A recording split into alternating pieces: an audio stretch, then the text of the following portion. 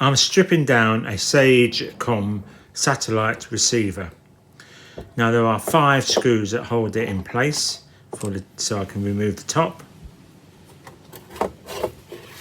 Now if you look carefully at it, on the left hand side is the power unit.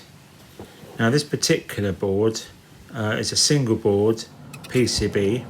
Now what I'm pointing out there is the LNB inputs.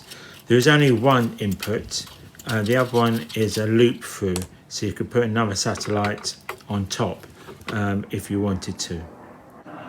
Now I've removed the front panel, and now we can just move these connectors. They fit onto the on-off switch. Just need to pull these connectors off, like so. There's a technique for it. You have to look carefully at exactly how you can do that. Now I'm moving the PCB.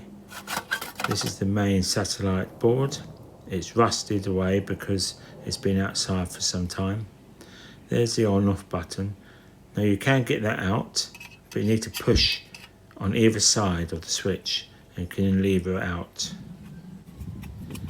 And that's it. Thank you for watching, and if you've got value from this video, then please share, like and subscribe.